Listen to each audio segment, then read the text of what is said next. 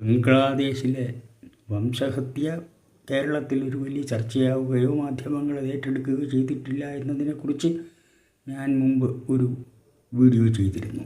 അതിനുശേഷം ഇവിടെ ഒന്ന് രണ്ട് മാധ്യമങ്ങൾ ആ വിഷയത്തെ ചർച്ചയ്ക്കെടുക്കുന്നതും കണ്ടു.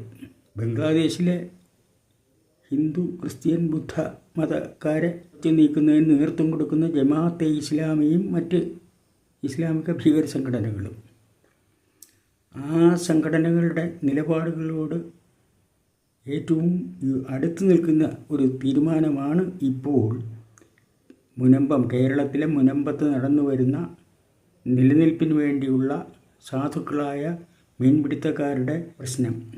അവരുടെ കിടപ്പാടം നഷ്ടപ്പെടുന്നതിനെതിരെ അവർ വില കൊടുത്തു വാങ്ങിയ ഭൂമി വഖഫിൻ്റെ പേരിൽ വിട്ടുകൊടുക്കണം എന്ന് ആവശ്യപ്പെടുന്ന ഒരു സാഹചര്യത്തിൽ അവരോടൊപ്പമാണ് നമ്മുടെ ഇടതുപക്ഷ സർക്കാർ. നവീൻ ബാബുവിൻ്റെ കൊലപാതക കേസ് വന്നപ്പോൾ കുടുംബത്തോടൊപ്പമാണെന്ന് പറയുകയും കുടുംബത്തിന് പാര വയ്ക്കുകയും ചെയ്തതുപോലെ ഇവിടുത്തെ രാഷ്ട്രീയ മുന്നണികൾ അവർ മുനമ്പത്ത് സാധുക്കളോടൊപ്പമാണ് തങ്ങളെന്ന് പറയുകയും അവരുടെ അവകാശങ്ങൾ തട്ടിപ്പറിക്കുന്നതിന് വേണ്ടി പിന്നിൽ നിന്ന് ശ്രമിക്കുകയും ചെയ്യുന്നൊരു ചിത്രമാണ് ഇപ്പോൾ കാണുന്നത്. ഇതിന് മുൻപ് വരെ മുസ്ലിം സംഘടനകൾ, സമസ്തയും അതുപോലുള്ള സംഘടനകളുമൊക്കെ ചേർന്നിട്ട് വഖഫിലെ പ്രശ്നം ആ സാധുക്കൾക്ക് അനുകൂലമായി പരിഹരിക്കണമെന്ന് പറഞ്ഞുകൊണ്ടെല്ലാം ഇരുന്നെങ്കിലും ഈ കഴിഞ്ഞ 2-3 ദിവസങ്ങളിലായി നിലപാട് മാറി. വഖഫ് ഭൂമിയെല്ലാം വഖഫിന് കൊടുക്കണമെന്നും അത് വാങ്ങിക്കേണ്ടതാണ് എന്നും ഒക്കെ ഉള്ള ഒരു നിലപാടിലേക്ക് മുസ്ലിം ലീഗ് പോലും മാറി, കോൺഗ്രസ് മാറി. ഈ രാഷ്ട്രീയ പാർട്ടികൾ CPM പണ്ട് ഏകദേശം അത്തരമൊരു നിലപാടാണ് സ്വീകരിച്ചു വരുന്നത്, പരസ്യമായി സമ്മതിച്ചിട്ടില്ലെങ്കിൽ പോലും. അപ്പോൾ ഈ സാഹചര്യത്തിൽ എനിക്ക് സൂചിപ്പിക്കുവാനുള്ളത് ബംഗ്ലാദേശിലെ വംശഹത്യയുടെ കേരളത്തിലെ മുഖമാണ് വഖഫ് എന്നാണ്. അതെങ്ങനെയാണ് കേരളത്തിലെ മുഖമായി മാറുന്നത് എന്ന് ചോദിച്ചാൽ ഇതിൻ്റെ രണ്ടിൻ്റെയും അടിസ്ഥാനം ഖുറാനാണ്. ഖുറാൻ ഒരു മതഗ്രന്ഥം എന്നുള്ളതിനേക്കാളേറെ ഒരു രാഷ്ട്രീയ ഗ്രന്ഥമാണ്. അതിൽ മതസഹിഷ്ണുത, മതേതരത്വം എന്നൊക്കെ പറയുന്ന, ജനാധിപത്യം എന്നൊക്കെ പറയുന്ന മോഹന മുദ്രാവാക്യങ്ങൾ മുമ്പിൽ വച്ചിരിക്കുന്നു എങ്കിലും ഖുറാൻ ഒരിക്കലും ഈ 3 കാര്യവും, ജനാധിപത്യമോ മതേതരത്വമോ ഒന്നും അംഗീകരിക്കുവാൻ കഴിയുന്ന ഒരു ഗ്രന്ഥമല്ല ഖുറാൻ. ഖുറാൻ വളരെ വ്യക്തമായും കാഫിറുകൾ, മുസ്ലിം അല്ലാതെ ഒരു മതമില്ലെന്നും ഏകദൈവം, അള്ളാഹ് എന്ന ഏകദൈവമില്ലെന്നും ഖുറാനല്ലാത്ത ഒരു ഗ്രന്ഥമില്ലെന്നും വിശ്വസിക്കുകയും അത് പ്രചരിപ്പിക്കുകയും അത് പ്രചരിപ്പിക്കുന്നതിന് വേണ്ടി ആയുധമെടുക്കുകയും ചെയ്യുന്നതിനൊരു മടിയുമില്ല. അങ്ങനെ ചെയ്യണമെന്നാണ് ഖുറാൻ ഒരു വിശ്വാസിയോട് ആവശ്യപ്പെടുന്നത്. അതുകൊണ്ട് ഈ ഇടുങ്ങിയ മതസഹിഷ്ണുതയ്ക്കിടമില്ലാത്ത ഒരു മതം അത് വെറും മതഗ്രന്ഥമല്ല എന്ന് പറയാനുള്ള കാരണം, മുസ്ലിങ്ങൾ ന്യൂനപക്ഷമായിരിക്കുന്നിടത്ത്, ദുർബലരായിരിക്കുന്നിടത്ത് നിങ്ങൾ പൊതുസമൂഹത്തിൻ്റെ താല്പര്യത്തിനനുസരിച്ച് നിൽക്കുക. അവർ തുല്യശക്തികളാണെങ്കിൽ കരാർ വയ്ക്കുക. ഇനി മുസ്ലിങ്ങൾ ഭൂരിപക്ഷമായി കഴിഞ്ഞാൽ അതൊരു ഇസ്ലാമിക രാജ്യം അല്ലെങ്കിൽ ഇസ്ലാമിക തത്വത്തിന് വഴിപ്പെട്ട് ജീവിക്കേണ്ടുന്ന ഒന്നാണ് എന്ന് പ്രഖ്യാപിച്ചുകൊണ്ട് ഇതര മതക്കാരെ തുടച്ചു നീക്കുക.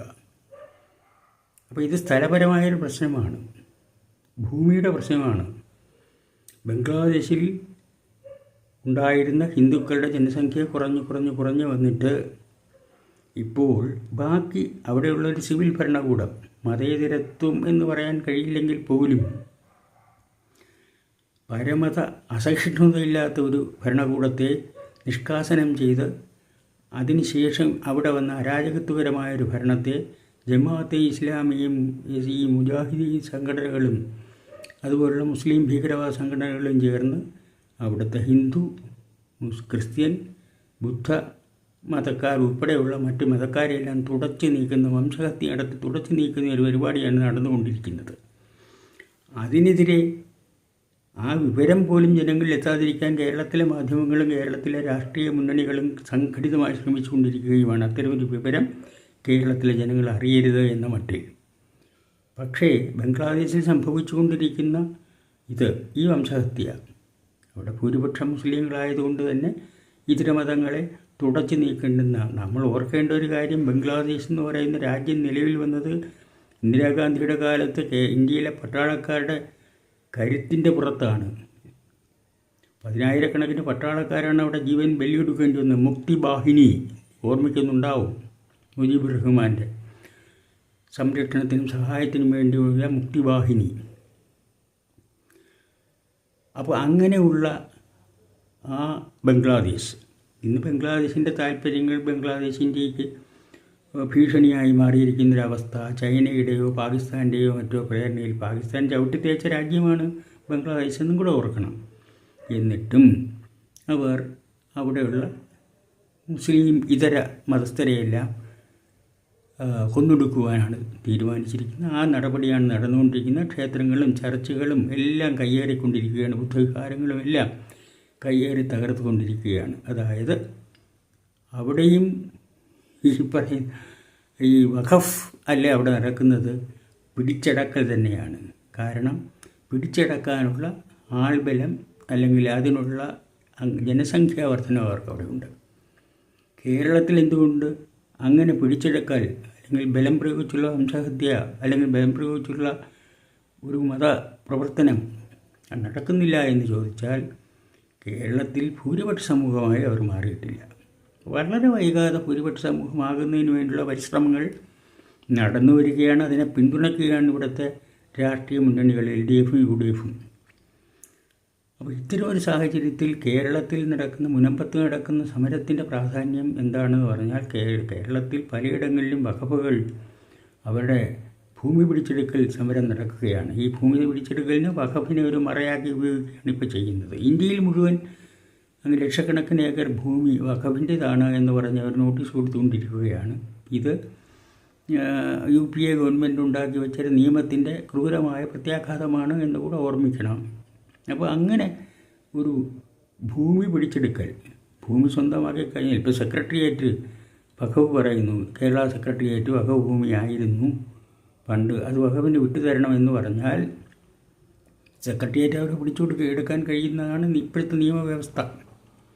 അപ്പോൾ അവർ പറയും അതുകൊണ്ട് നിയമം നടപ്പിലാക്കണമെന്നാണ് അവർ പറയുന്നത്. ആ നിയമമാണെങ്കിലോ സൂര്യന് മേൽ പറക്കുന്ന പക്ഷിയായിട്ടാണ് നിൽക്കുന്നത്. അതുകൊണ്ട് കേരളത്തിൽ ഈ വഖഫ് പ്രശ്നം എന്ന് പറയുന്നത് യഥാർത്ഥത്തിൽ മതരാഷ്ട്രീയം സ്ഥാപിക്കുന്നതിൻ്റെ പ്രശ്നമാണ്. കേരളത്തിൽ മാത്രമല്ല, ഇന്ത്യയിൽ ഇപ്പോൾ തൽക്കാലം കഴിയാതിരിക്കുന്ന സാഹചര്യത്തിൽ അവരാദ്യം പരീക്ഷിക്കുവാൻ ശ്രമിക്കുന്ന കേരളം തന്നെയായിരിക്കും. കാരണം കേരളത്തിലെ LDF, UDF മുന്നണികൾ രണ്ടുപേരും അവരുടെ താല്പര്യം സംരക്ഷിക്കുന്നത് പ്രധാന ദൗത്യമായി ഏറ്റെടുത്തിരിക്കുന്ന പാർട്ടികളാണ്. ആ സാഹചര്യത്തിൽ കേരളത്തിൽ നടക്കുന്ന ഭൂമിയുടെ പേരിലുള്ള ജിഹാദ് എന്ന് ഞാൻ പറയില്ല, പക്ഷേ ഭൂമിയുടെ പേരിലുള്ള വഖഫ് മറയാക്കിക്കൊണ്ട് ഭൂമി പിടിച്ചെടുക്കുകയും അങ്ങനെ ഭൂമിയും ആൾബലവും കൂടി കഴിഞ്ഞാൽ കേരളത്തിലും ഒരു വംശീയ ഹത്യയ്ക്ക് തയ്യാറെടുക്കുകയും ചെയ്യുന്നതിൻ്റെ ഭീകരമായ മുഖമാണ് വഖഫ് എന്നാണ് ഞാൻ ഉദ്ദേശിക്കുന്നത്. ഇത് ജനങ്ങൾ തിരിച്ചറിയുകയാണ് ആവശ്യം. ഇത് രാഷ്ട്രീയ അധികാരം കൈയാളുന്നതിന് വേണ്ടിയുള്ള ഒരു നിഗൂഢമായ പരിശ്രമമാണ്. ഇതിന് ഇന്നലെ വരെ വഖഫ് ഭൂമിയല്ല മുൻപ് എന്ന് പറഞ്ഞിരുന്ന മുസ്ലിം ലീഗ് അടക്കമുള്ളവരെല്ലാം ഇന്ന് ഒറ്റ രാത്രി കൊണ്ടാണ് ഇവരെല്ലാം അവരുടെ നിലപാട് മാറ്റിയെന്ന് മനസ്സിലാക്കണം. ഒറ്റ രാത്രി കൊണ്ട് നിലപാട് മാറ്റുകയും അവരുടെ സഹായം വേണമെന്നുള്ള രാഷ്ട്രീയ മുന്നണികളോടെല്ലാം അവർക്ക് അനുകൂലമായ നിലപാട് എടുക്കുവാൻ നിർബന്ധിക്കുകയും ചെയ്തുകൊണ്ടാണ് പോകുന്നത്. ഇത് വളരെ സൂക്ഷിച്ച് ഇതര മതസ്ഥർ മാത്രമല്ല, ഇസ്ലാം മതത്തിലുള്ള സമാധാനവാദികളായ ദുരാഗ്രഹങ്ങളില്ലാത്തവരായ ജനങ്ങൾ അവർ ഉൾപ്പെടെയുള്ളവർ ഇക്കാര്യം പരിഗണിക്കുകയും ഈ ഒരു ത്രട്ട്, ഈ ഒരു ഭീഷണി വഖഫിനെ മുൻനിർത്തിക്കൊണ്ട് ഭൂമി പിടിച്ചെടുക്കുകയും ഭൂമിയുടെ അധീശത്വത്തിൻ്റെ പുറത്തു നിന്നുകൊണ്ട് ഒരു നിഷ്കാസനം ഇതര മതവിശ്വാസികളെ ഒഴിപ്പിക്കുവാനുള്ള, വംശഹത്യ നടത്തുവാനുള്ള ഒരു തയ്യാറെടുപ്പിനുള്ള പശ്ചാത്തലം ഒരുക്കുകയും ചെയ്യുന്നത് തിരിച്ചറിയണം എന്നാണ് എനിക്ക് പറയുവാനുള്ളത്.